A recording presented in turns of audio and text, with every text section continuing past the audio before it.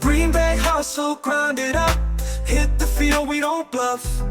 Touchdown dances, feel the love. Jordan's got that MVP stuff. It's time for Halfley up, let's go. Packers bringing that show. It's time for you know who. Wanna go, gonna glow. Aloha and welcome back to the Ohana Packers Edition podcast, the podcast where the Packers 2025 season is officially over. Age 27, storybook, whatever, historical repeats, none of it mattered in the end as the Packers, just like they had the last 4 weeks, go out sad trombone fart style against the Bears in the playoffs in a veritable repeat of every one of LaFleur's playoff games in all honesty. And Minus Joe the and I will Dallas go one into a it. few years ago.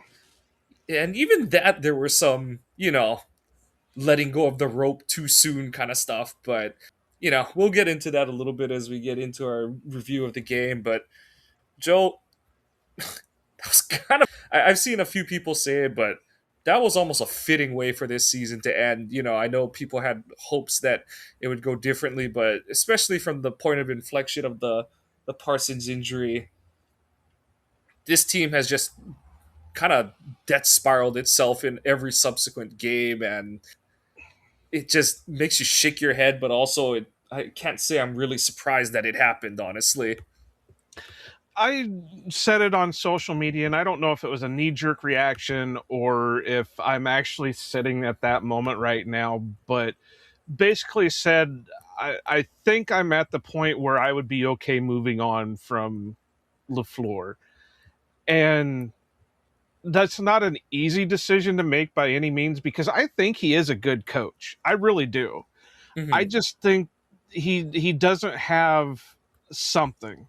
Now, whether that's, like we've talked about before, having that raw guy like a Dan Campbell or something with him to help motivate a little bit more, or if, he needs a better OC to help him game plan a little bit more. But it always seems like he how do I want to put this? It always seems like he can come up with good game plans, but then somewhere in the middle of the game or at a certain point in the game, it just like, we've done enough with the game plan. Let's just do this. Now, is that a Jordan thing? Is Jordan not getting comfortable or is getting complacent in some of his decisions? Is it LaFleur just throwing his hands up? I don't know. Maybe he thought because he was up 21-3 or whatever, hey, maybe Stinovich can start calling plays. Because that really looked like a Stinovich play calling in the second half with what we've been dealing with in preseason when he gives Stinovich the play calls. Is that a possibility? I don't know. I really don't know, because like you said, this is something that we've kind of gotten used to seeing out of a Matt LaFleur team, but then you sit there and watch some of the games that they go... That first half was complete dominance. So what happened after that? And you can't tell me, oh, well, the Bears just let them have it. No, the Bears were getting their asses handed to them. And just something after that, especially when they allowed 25 friggin' points in the fourth quarter alone. Up to that, the Bears had only scored 6 points. Yep. So I don't know. I'm okay. I think I would be okay if there's a plan in place, or if policy says, okay, well, even though I said I really don't want a lame duck coach, we're going to let LaFleur play out, coach out his contract, and then we'll start fresh after that. I know I joked about it early on or about halfway through the season when I think it was after Domofsky was on the show that I started joking, well, they'll get rid of LaFleur and let Halfley take the head coaching gig. That way we can keep Halfley in Green Bay. And, I don't know, maybe that's a possibility. I know the big talk right now is we got to go get John Harbaugh. And I'm not really I don't know. Yeah, he's got the uh, what you want to call it. He's got the background, but he's also put up a lot of stinkers down in Baltimore. So I'm not sold on that one. Yeah, we can dive into that as if that comes into fruition. But my whole thing with it is like I think they've seen the best that's going to come with LaFleur at the helm, and I know one of the things was like, oh, if this team gets MVP level play from Love, well, they did, and LaFleur. The reason Love isn't a serious MVP candidate is he doesn't have the counting stats or the rates. His rate stats are good, but his overall traditional counting stats aren't good enough, and that's a function of how LaFleur calls his game, the the slow ass tempo his offense operates at, and there's a lot of nuance that occurred between the first and second halves. Like you said, we won't belabor the point much more, but there was a substantial difference in from the first half to the second half of the offense, and we'll get into it as we get into the segments, but so much of it does, in my opinion, fall at LaFleur's feet, and it's a big reason why I'm fully over it. Like it really did harken back to your joke that he coaches every game like he has a quota of points that he can pull from, and someone on Twitter responded to one of my posts about it, and he goes, "That's right." And he goes, and he likened it to how certain NFL coaches coach like MLB managers manage, where it's like, Yeah. let me get to my top relief arms, and then just ice. We can play sabermetrics at sabermetrics analytics. 101 and just nuke the game away that way. And you can't do that in the NFL, but hit the button. Let's get into the segments and let's I get just wanted to let's throw get this on with out this. there. It was Anthony Nash that you were having Yeah, that conversation with, so we can give proper credit to the proper people. God, it's been so long since I hit the buttons. I had to remember which one I'm hitting. Fresh cheese. I'll let you go first. Normally I go first, but the very easy cheat would be to just say the first half of the game, but you know the real shitty thing about it is Jordan should have won. Like that should have been a win for Jordan. There are a couple incidents, over the course of the game where it's like, yeah, he probably should have taken off and run on that 1 3rd and 2 in the second half, and if that throw to Musgrave is a little better in the end zone on the second to last drive, they probably do get they should have gotten a DPI flag either way. But if that throw is like a foot closer to Musgrave, they get a DPI on that and they have fresh downs on the 1 yard line. well, you can play the what ifs all you You want can on play that the one. whatever. But regardless, that was an No, I get it. I'm excellent game just from saying the with the yeah. Musgrave one, Musgrave could have played back, came back for it a little bit more. So that one's hard to do because you can play Yeah, what yeah, ifs yeah, on yeah. that one all day long. Yeah. But you just look at it from the standpoint of what he did put up statistically on the game. He had them in position to go up 2 scores. He put them in position to have 7 more points on the board. Mike froze right in the middle of his thought. Mike's thought was so hot that it kicked him off. No, so the big thing there is just that it's Jordan deserved a much better outcome to this game. We'll go into the O line just not playing up to par in the second half. LaFleur just completely losing his mind in terms of his play calling and in the second half. But Jordan, there should have been at minimum 34 points on the board for the Packers.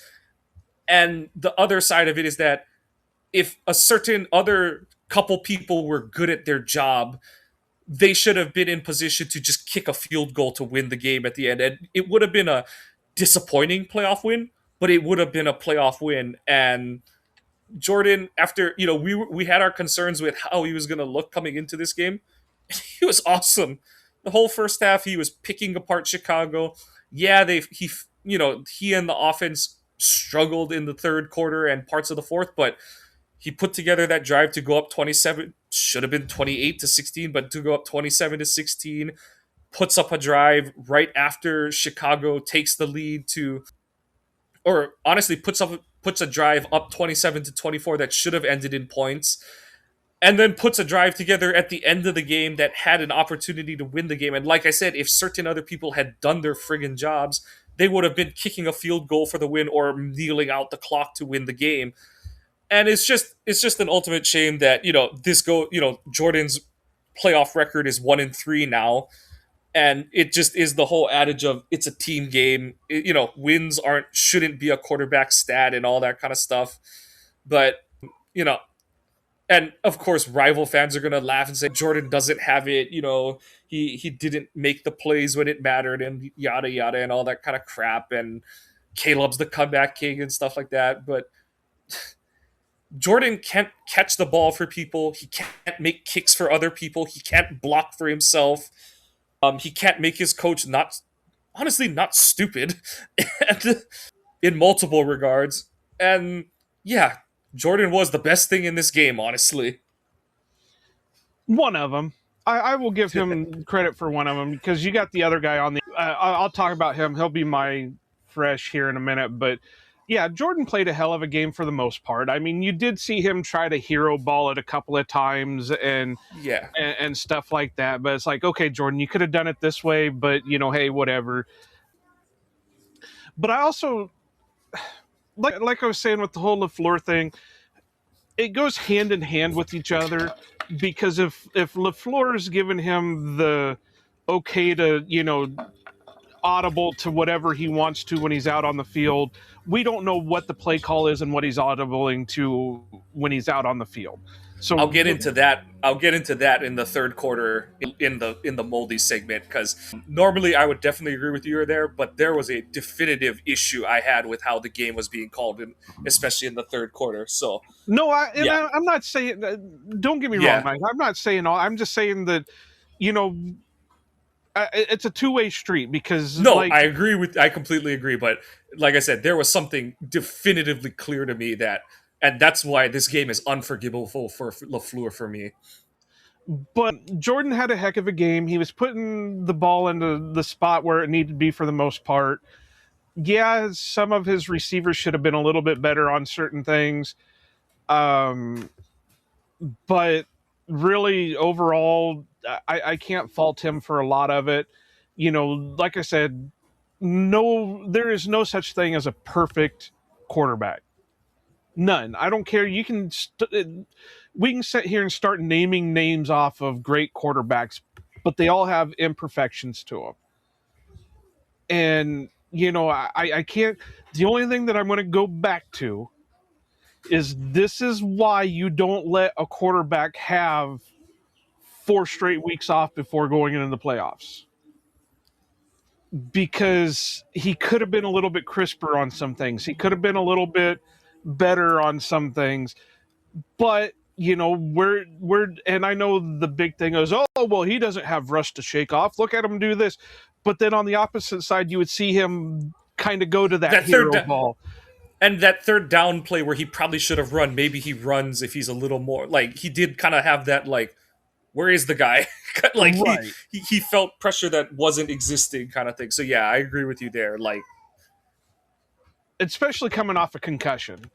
Yeah. And getting blasted early in the game too. Yeah.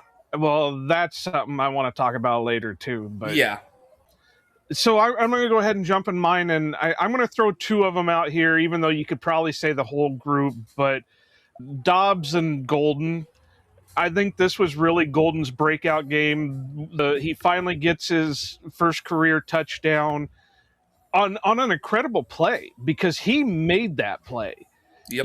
Jordan dumped it off to him, and he fought for everything he could to get that touchdown.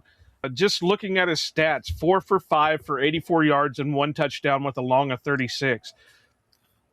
That's the type of player that he can be going forward and more.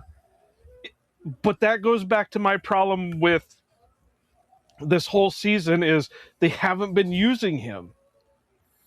And this begs the question, why haven't they been using him more? I know you've thrown out there that you and Dusty have both thrown out there that Well, he's made some bonehead. Yeah, I get that, but he's a rookie. We all know what the 3 year standard is for rookies.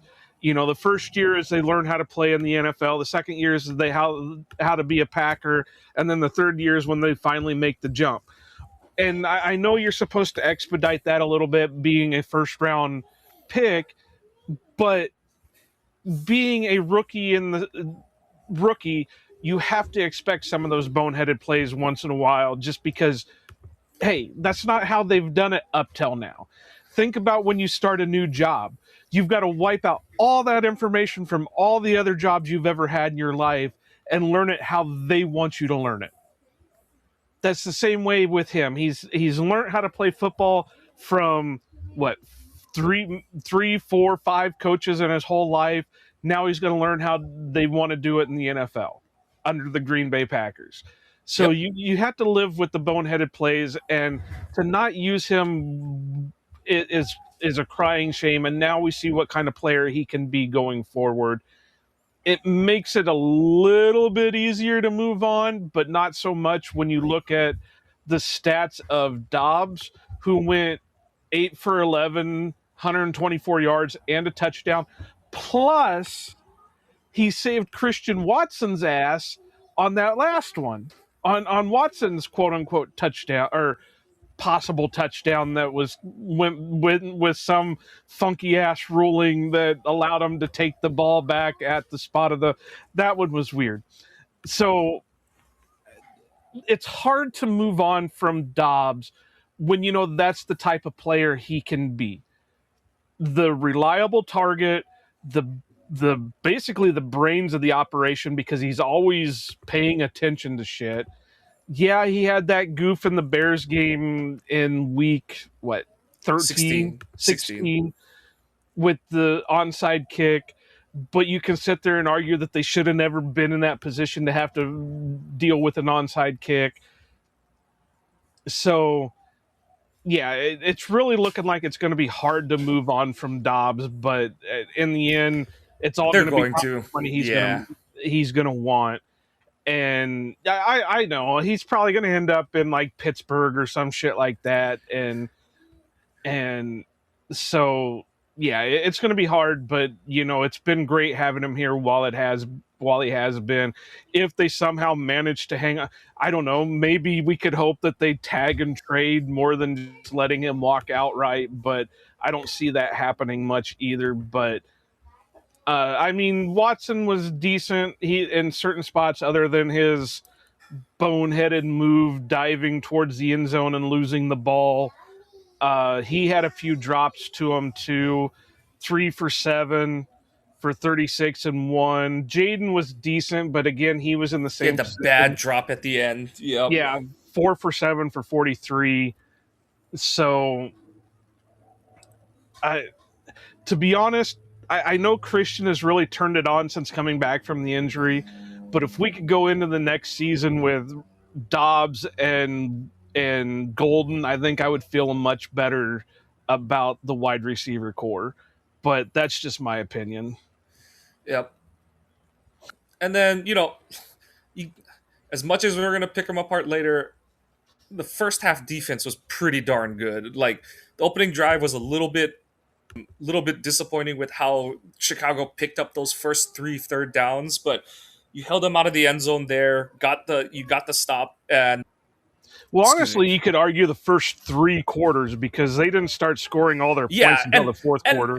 and it looks really bad at the end, but at the same time, they got hung out to dry the whole second half of the game, and like it's so hard to draw that line of like, okay, at some point you just got to do your job and stuff, but the adage is like time of possession isn't really a factor until you let it be one.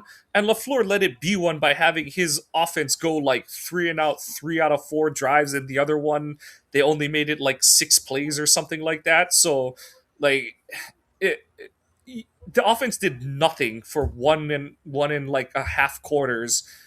And on one hand, it's disappointing to see how 25 points in a quarter is 25 points in a quarter, but when you take it in context, it's understandable how and why it happened because you just racked up too much time on the field and you got basically got screwed by your offense doing nothing for 20 minutes of game film of game time.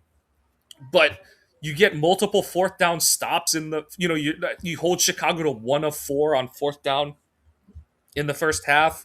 You're getting pressure. Caleb looks terrible. I think he was completing under 50% of his passes. And we said it all year.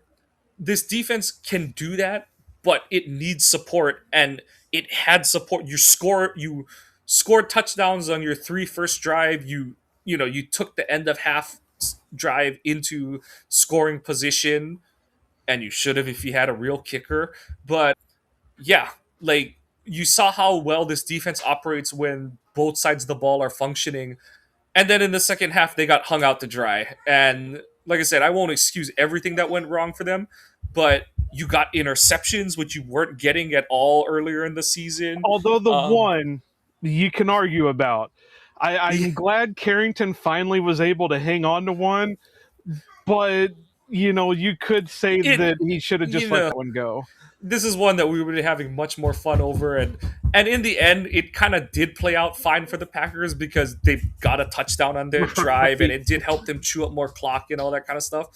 But honestly, my attitude was you dropped so many easier opportunities. It's like this group had to record an interception, and it's one of those where you can't ever prove it. But I feel like if Carrington doesn't catch that one, then you don't get the Hopper one. And I know both were on fourth down plays. But if you don't get the Hopper one, who knows if like that ball tips to the offensive player, all that kind of junk that could happen and stuff. But you got you got relatively elite play out of the defense for 2/3 of the game, and then the wheels just fell off because they had no support. Lucas flashed. Lucas had the lone sack of the game. I thought the D tackles were playing decently well until they all were just spent later in the game. And like I said, it's just like my thoughts on Jordan's game. It's an absolute shame that their effort is just going to be all for naught. Everyone's just going to focus on how the last 10 minutes of that game went because other people didn't do their job, and it's just a shame. Oh, I thought you froze for a second there. I was looking something up, No, and I agree with that. And I also wonder if, and you might know a little bit more. That's what I was trying to look up real quick. Did Edge come back into the game after getting hurt? no, I don't think he did. And I think a lot of the defense went down Right. after he was out. And this isn't anything. McDuffie is what McDuffie is. We've said that for the longest time. He's not a coverage backer. He's not a speed backer. He's a downhill thumper, and you can see that. So when Quay and Edge are on the field, you can see a completely different defense than what you see when it's Quay and McDuffie or Edge and McDuffie. So, and like I said, this isn't anything against McDuffie. I do like him for what he is. He's a solid depth piece that can come in when needed, but you can tell there's a difference in between all that. But yeah, I mean, defense overall, I can't fault them too much per se. And I know a lot of people are blasting Halfley right now because of, I wonder if it's copium because they do believe that he's not going to be on the team at next year because of head coaching jobs, which it possibly could, but there's a lot of them blasting him for game planning and not being able to adjust and all that. And it's like he's dealing with what he can deal with. He Yep. doesn't have his top pass rusher. He doesn't have his top defensive lineman. He was handed, and I guess this could be part of his own issue, but he was handed a shit bag for cornerbacks, and Diggs played like one snap the whole game, so I don't know what was going on there. So, yeah, I'm not sure, but I think a lot of people are just having copium because they do honestly think that Yeah. Halfley is not going to be back and they don't want him to leave. But yeah, I don't know. That it just this game boggled my mind something fierce. Let's see. I was gonna check something. Okay, I don't think there's too many more. Uh, do you have any other? No, I'm good. Moving on. I'm good. No, Moving I on. If have you one are. more goofier one that I can put into fresh, but I just want to make sure you're out of them. Yep. Go I'm for going it. to give it to. Well, Mike just left. Gotta wait for him to come back now. One of these days, I'm going to put the Jeopardy music in here. Do do do do do do do do do do do do do do do do. Was it that bad that you had to leave on that one? No. Okay, Darian Kennard is our next friggin' tight end. I don't care what anybody says. That boy had some moves to him. If it wasn't for the fumble, he'd probably been gone. I don't care. They had a hard time taking him down. He caught that thing like a professional. He was out there making moves like a professional. I was happy for it. And to be honest, he probably should have been the right tackle over Morgan, but that can be a whole nother story. But that play was amazing. I'm surprised. I think it was just one of them. Jordan didn't want to take a sack, so he was throwing it to Oh who he yeah. knew No. was an eligible player, and Kennard made the most of it.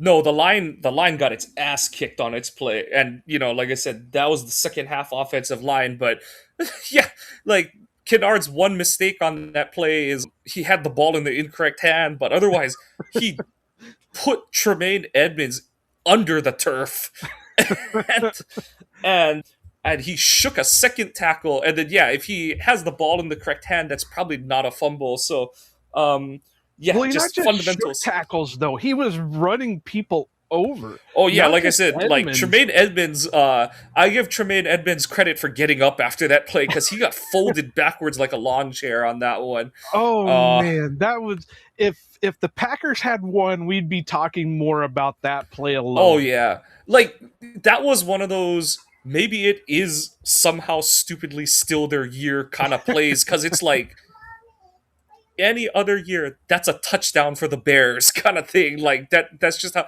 But for that fumble to go off four Bears and bounce out of bounds, that was just it felt like one of those signs that maybe there is something special to this run, and nope, it was over. Well, and that's the sad part is there were a lot of things that were bouncing for the Packers' favor. Like I said, the Watson fumble, the Kennard making his play and then fumbling. That was uh, the Josh Jacobs fumble. The what was the other one? There was one that was almost intercepted but was dropped.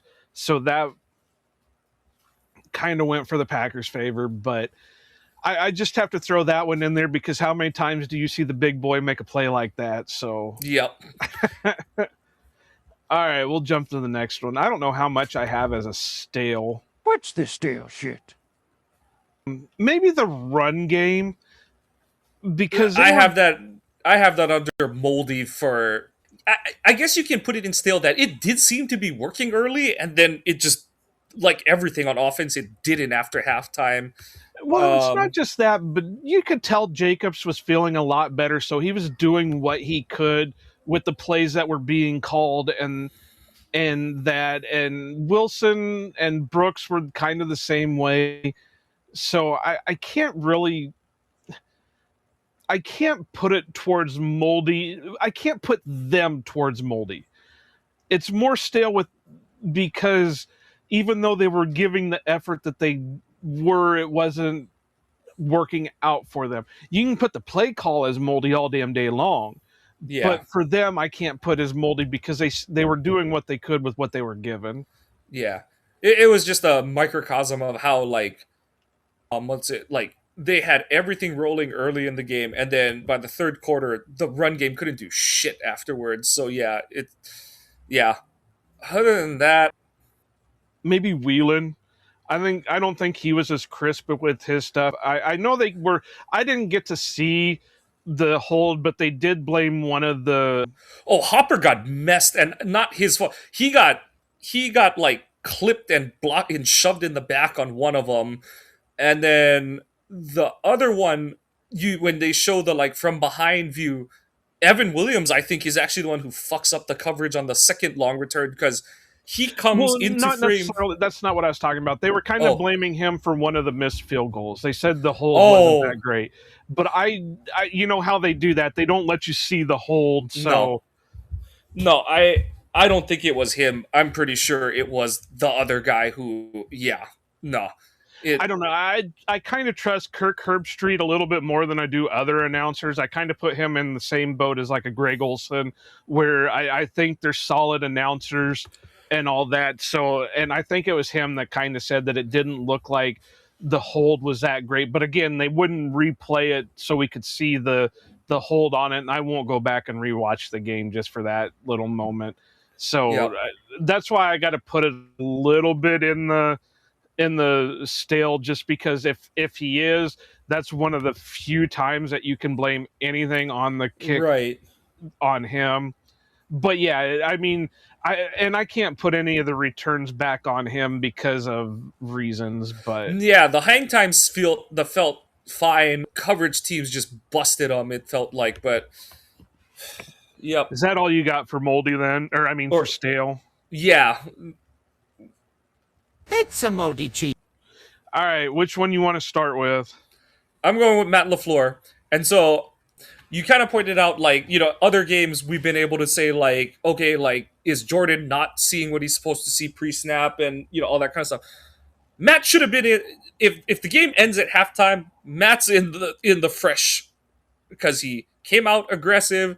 They were using the pass game and just mincing this Chicago defense to death. And then, okay, I didn't track this super well after the first couple drives, but the first drive in particular, and I thought my TV was off, but they break the huddle with 9 seconds on the play clock. First play out of halftime.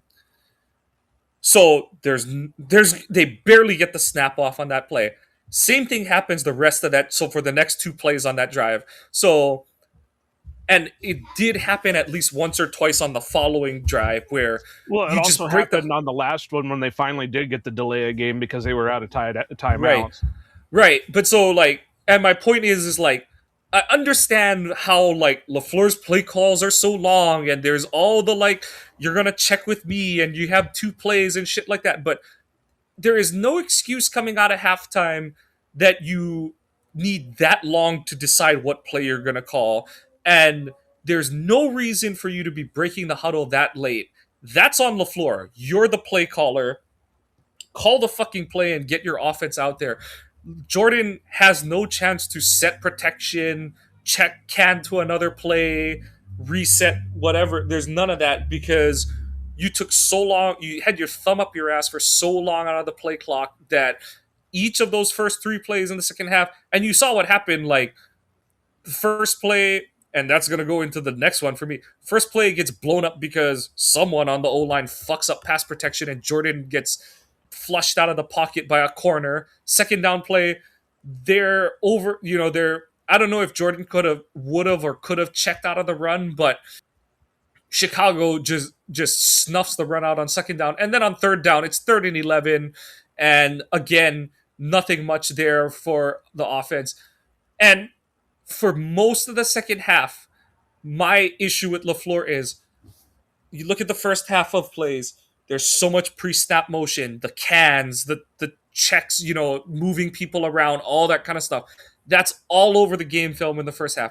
In the second half, it looked like a McCarthy offense with Rodgers where no one goes in motion, no checks, like it you're just breaking the huddle so late and Love isn't burning timeouts, but he's just like fuck, like hurry up, get down, get set kind of thing and go. And to me, that's the part of this where that's completely on the floor as what the fuck are you doing? Like what the literal shit are you doing? I joked before the game that like this couldn't be a game where they needed halftime adjustments. You shouldn't have made any fucking halftime adjustments in this game. You should have literally like this is one of those games where you literally as LaFleur could take your first half play, you could take your game script that you opened the game with and just run that again in the second half honestly because it worked so well for you. Like there was no need for any sort of revisions to your game plan, changes, adjustments, nothing. You shouldn't have changed anything. And instead, you come out in this malaise. And yes, like I said, there was the third down play where Jordan should have broken the pocket and run with it around midfield. And if who knows how different things are if you pick up that first down and all that kind of stuff. But just there was a discernible, undeniable difference in how the game was being called on offense. And I I had it simmering. I was tweeting about it where I was like, this doesn't feel the same. I do not like what we're seeing out of this offense. That everything looks so wholesale different. And in the end, it made a huge difference because your offense didn't do shit for 20 minutes. And that's where I say that's it for Matt for me is like normally it's it took him too long to adjust. To me, it's this way. It's like, why did you change? Like, are you just that lost or that much you're trying to sim to end and just Well, that's why I said earlier it felt like he was giving play call off to somebody else. That right, yeah, he did his job to get him up 18 points. So here Steno, you can call plays because it felt completely like a completely different coach calling plays. So I don't yeah. know if that's what's going on or But even still, like and like I said, and we've doubled into the does the floor lead to give up play calling thing, and we both settled on then why is he your head coach? right. Because like that's his thing is he's good at play calling. If he's not going to call your plays, why is he going to be your head coach? And Like he has his moments where he shows he can call plays. right, the first That's half of this game, the yeah, first half of this game, or look how many times when Malik has had to come into the game, he makes this amazing game plan for Malik. yep, And I just I don't know. I really don't. That's why I said I wonder if there's something there that he passes the buck off to Steno or Bisaccia or somebody and says, okay, if I got to step in, I'll step in. yep, and yeah, I'm just done. I'm just done. I think we've legitimately seen. Um, I've been sitting here thinking about this. I honestly think what could possibly happen is policy sits down with LaFleur and says, "Okay, you've got one more year to prove yourself. You have, but I'm not bringing you back this year if you keep these same guys as your coaching group." yeah, I could see it that way. And like you said, I know policy has the comment of he doesn't want to have a lame duck coach and all that kind of stuff. The only problem is the timing. I guess it helps that the Packers are out of the playoffs already, so you can entertain the opportunity that like maybe John Eric really wants Matt down in Miami, just to shift the organizational direction down there, or if Atlanta is serious, like I'm not going to be greedy. You can have him for a fifth round. Like that's how little I think of him and how much I'm over him. I'm like, we'll Oh take no, any they sort of won't trade him for anything less than. That's where I'll disagree with you. I have a feeling the Packers, if they trade him, it's going to be for decent.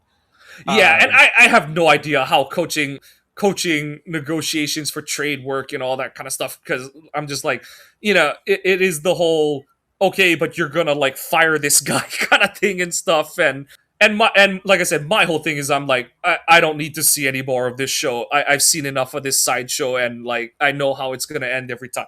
Um, I don't know. I keep seeing the he needs to bring in Mike McDaniel as his OC. If that's what it takes for him to continue to be the play caller he can be, do it right now. I don't care. Give him the money. If that's what it takes, LaFleur, it takes for him to be the play caller we know Matt LaFleur can be, do it. Yep. I don't care. Bring Nathaniel Hackett back. Bring whoever you have to back to make it so LaFleur calls the plays for a full game and not just a half. Yep. And yeah, I I just don't think it matters. Like that's my thing. But yours. What is your Well, first it's going to be moldy? the one that we've been harping on all friggin' year, and that's Brandon McManus. He should have never. And the worst part of it, and I don't think they've locked themselves into anything because of the No, 3-year extension. they can very easily get out of it. Like they could have cut him. Like I said, they could have cut him this year and moved on, and they would have still saved money, kind of thing. Like it's And a this very isn't to say Haverisk is the guy, no. but I'll tell you who we need to bring in, and I think he's in the draft. He'll be going into the draft this year. So, not saying draft him, but Drew Stevens out of Iowa is pretty damn clutch. And I would take him. And this isn't just a Hawkeye homerism here.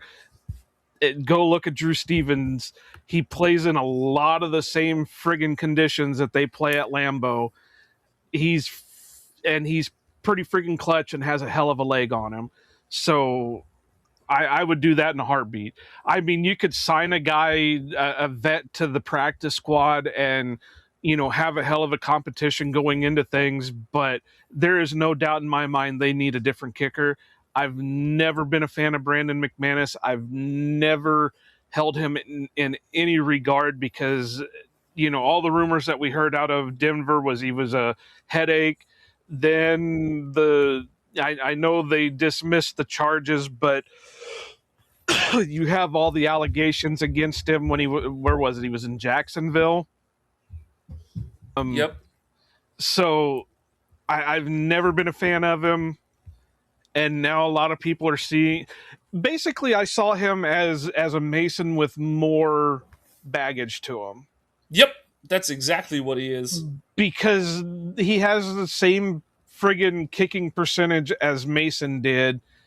And now people are seeing why we were never in high esteem for Brandon McManus, but they were having an issue last year with their kickers, and he came in and did this, and this.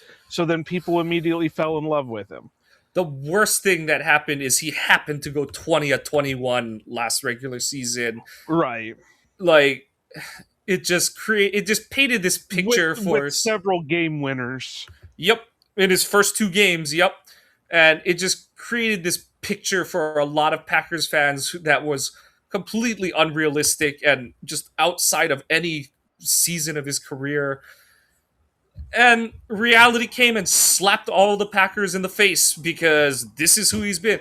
And from the jump, the first kick before halftime, I was so irritated. It's like you got the practice kick because the Bears called timeout so late.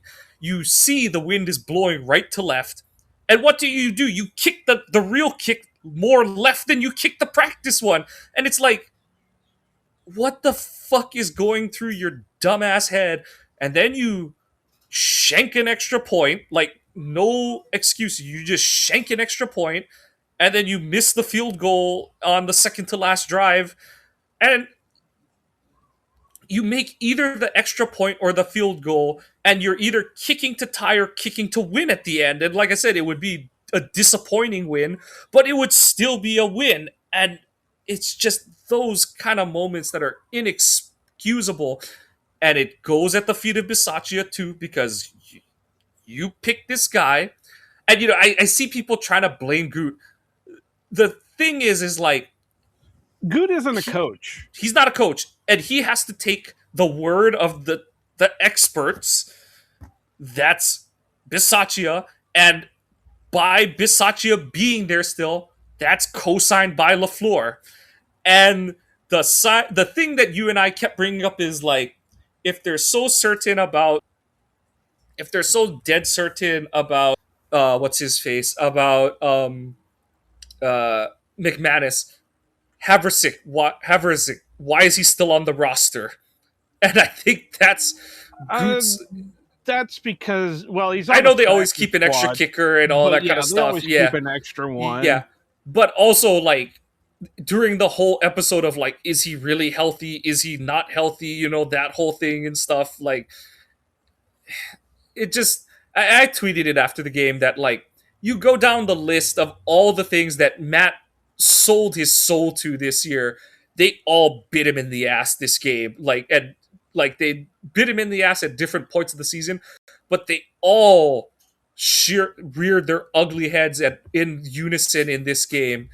And honestly, it's just more proof that yeah, like he's done. But yeah, like I McManus, that was horrible. and to, well, I got a couple of points here, but to kind of touch on people talking about Goot, Goot has to go by what he sees, what scouts see, and what his coaches are telling him. Yep. And it's the same way with LaFleur. LaFleur has to go by what his coaches are telling him and what he's seeing. So if Bisaccia, and that's why I've said 100 different times, if LaFleur is listening to Bisaccia, Bisaccia needs to be gone yesterday, because it's obvious that Bisaccia is not. He's a players coach. He's friends with players. He, hey buddy, whatever.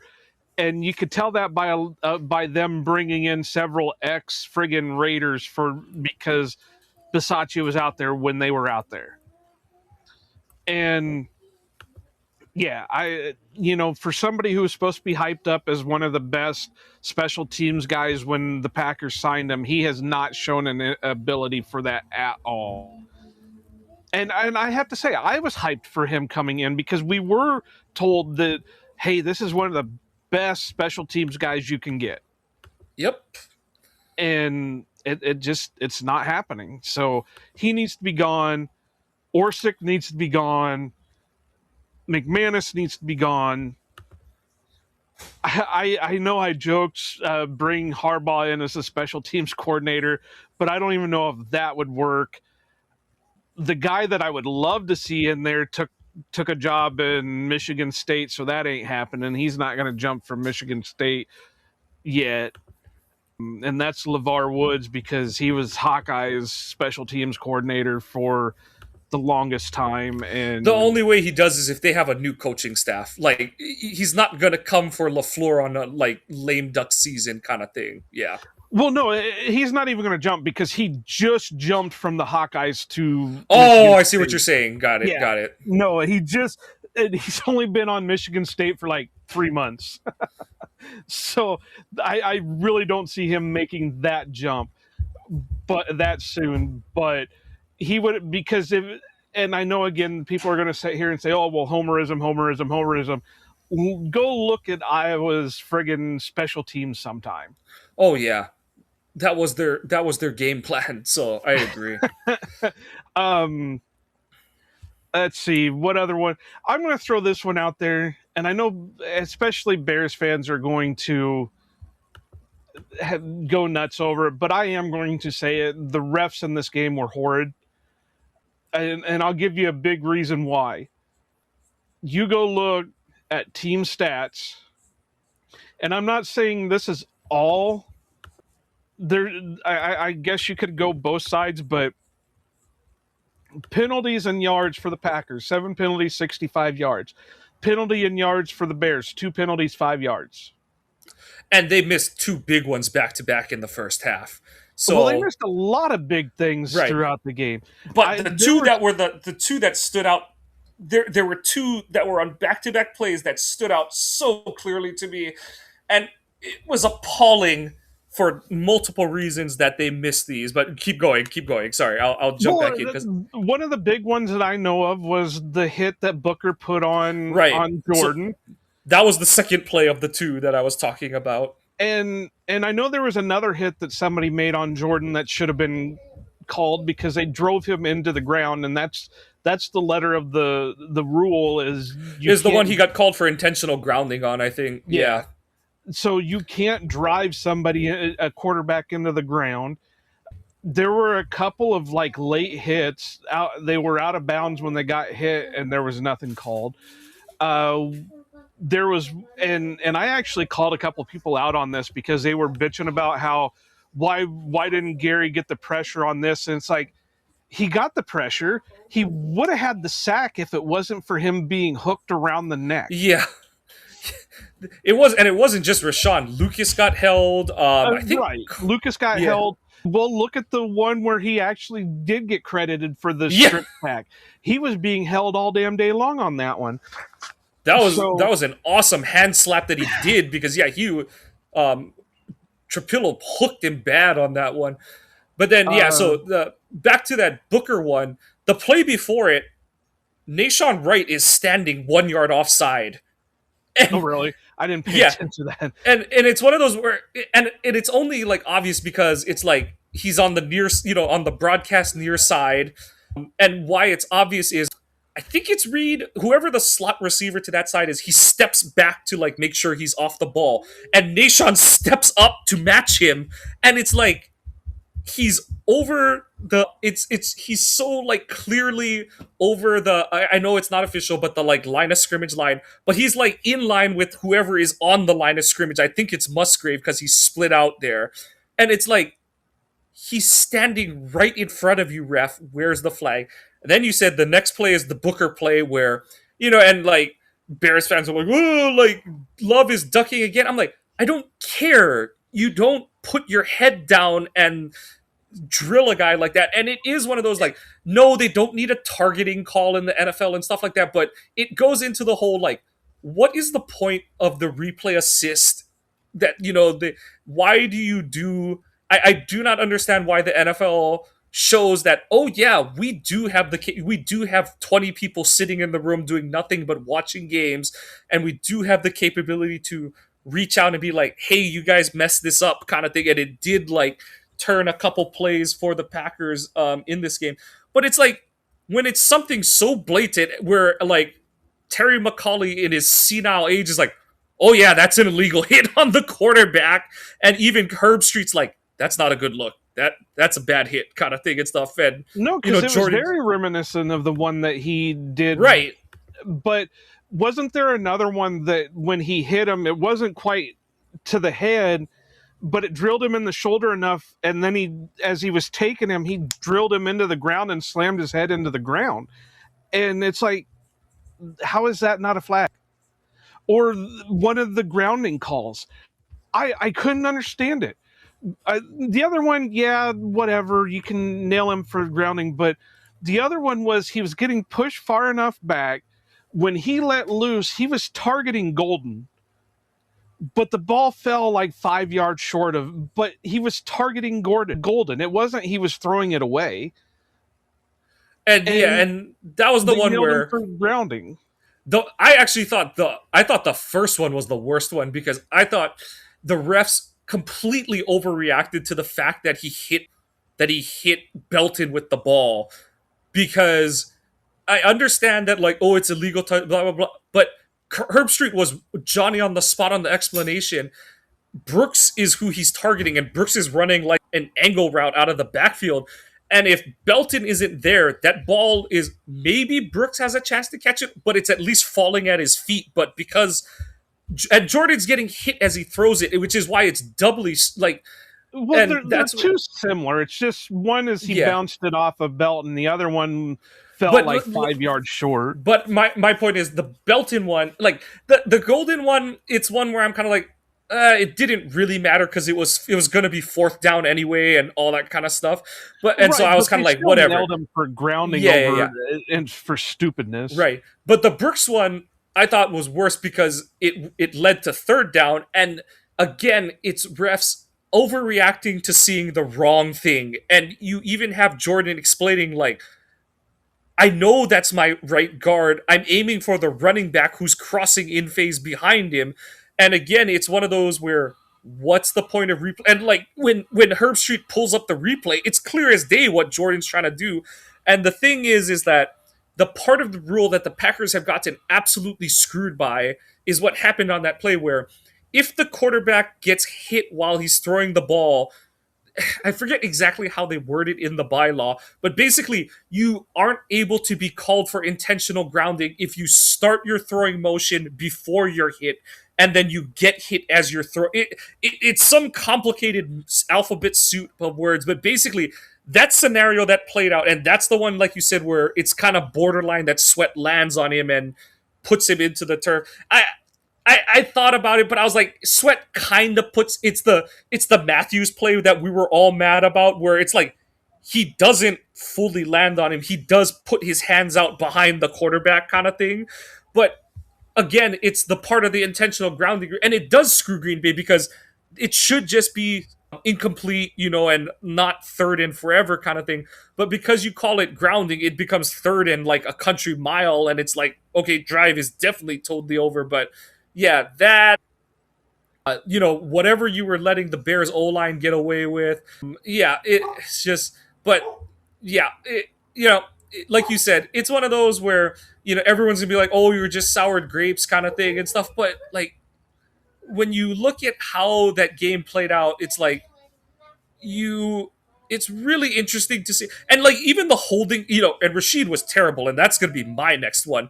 Rashid was absolutely god dog shit awful in the second half, but that holding call that they called at him was one of the worst holding calls that I've seen on season. And like you said, especially with what they were letting the Bears offensive line do to the Packers pass rushers, like that was a terrible, terrible holding call.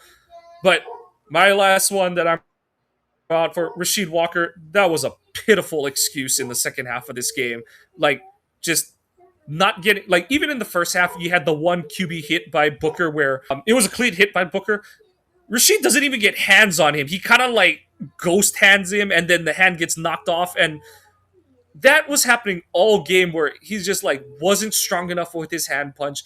He got run around by a DB to open the second half of the game, and that's why the first play out of halftime got fucked, is because not only was LaFleur late getting the call in, but Walker doesn't block anyone. And he was just so pitiful the second half, and you could tell like Jordan at times did kind of look like how he looked in that Eagles game where it was like he knew Rashid wasn't doing anything over there, and it just completely screwed, like, whatever things LaFleur actually made a decent call on, Walker was so bad that it screwed the protection so much that it didn't matter, kind of thing. So and I think that did feed into why Jordan didn't run on that third and short. And like it's not it's Jordan, you got to go convert that. But I do think the clock was the alarm clock in his head was just binging away, because he was like, my left tackle's not blocking shit. Like I don't trust anything that I can't and my see. right tackle is not doing much either, and I think Jordan was okay. Like and can he be better? Of course, but I do chalk a lot of it up to you're asking him to play out of position and all that kind of stuff. I thought Jordan was fine.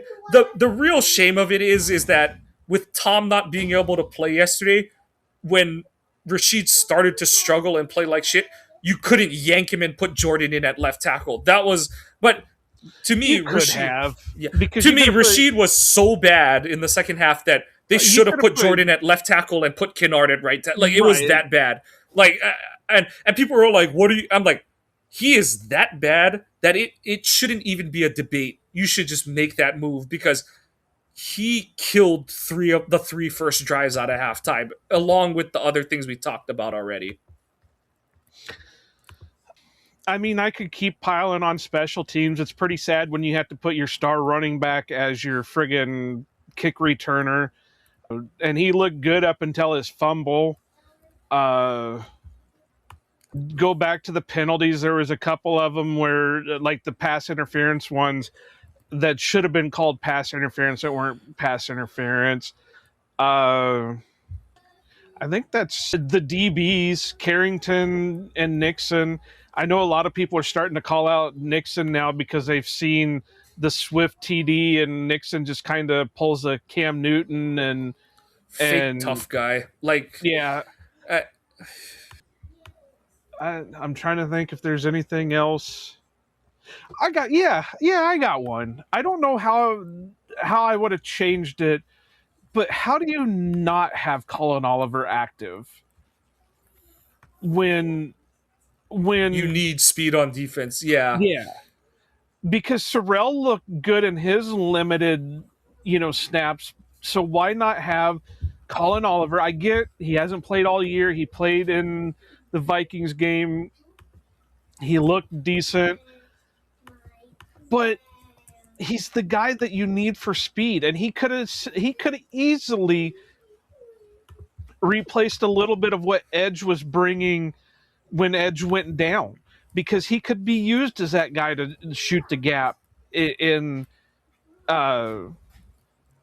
pass rushing down. So I bring that down to the decisions on player activiz. I can't even fucking talk, Mike. Say it for me. Activizations. Activation. There you go. Jesus, I don't know why I couldn't say that fucking word. I mean, I know that's a LaFleur thing. I know that's a Halfley thing. I know that's all the coaches get together and say, hey, this is who we think should play and who shouldn't. I don't know who they could have replaced with him, because I know they activated Nick Neiman specifically for the game for special teams, but I don't know who they could have replaced Oliver, or Oliver could replace, but not having him out there helping to chase around Caleb Williams, I think really did ding the defense a little bit. Yeah. Mosby. Yeah, special teams are going to suck anyway, so just don't activate Mosby. And he was pretty weak on special teams. Yep. I kind of blame him for a couple of the returns that they had. Yep. So I think that's about all the ones that I have. yeah, I'm honestly good too. I think we've gotten everything at this point. I feel like there's not much left to say. Scheduling notes. I think next week is going to be our awards episode. Maybe. I'm going to see about probably getting a guest or two to come on and do some awards with us. So I don't know if it's going to be live or not. And then after that, we're probably going to take a couple week break so we can retool to start doing our draft prep. And then it'll be draft stuff up until the end of April. And then it'll be back to off-season, off-topic. Sounds good. But yep, check out the website, ohanapackers.org. Please support us through the shop there. Check out, as we get into the off season, I'll be trying to write a little more, put some articles on there, talk about, direction of the team, debating where I want to take that, because so much of that won't be answered until we know what LaFleur's status is, but, we'll cross that bridge when we get to it. Check us out on your favorite social medias, at Ohana_Packers on Twitter, at Ohana Packers Edition on Instagram. Please follow us on Facebook. Trying to get that follower count up so we can go live there once we hit the 100 follower mark, excuse me. And you need to be following us there to be eligible for our drawings. We're going to have the signed memorabilia from John Del Rey's shop, along with some of the goodies from Hawaii. So, you need to be following us there to be eligible for those, and just continue to support us however you can. Please follow the podcast on your favorite podcasting apps. Give a like and a subscribe.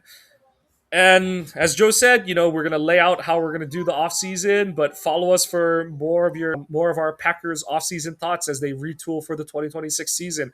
We'll see how different this team looks depending on if they're returning a shuffled up coaching staff or a completely new one. But for Iowa Joe, I'm Mike. Go Pack Go, and aloha. Green Bay hustle, grind it up. Hit the field, we don't bluff. Touchdown dances, feel the love. Jordan's got that MVP stuff. It's time for the let's go. Packers bringing that show. It's time for wanna go, gonna blow.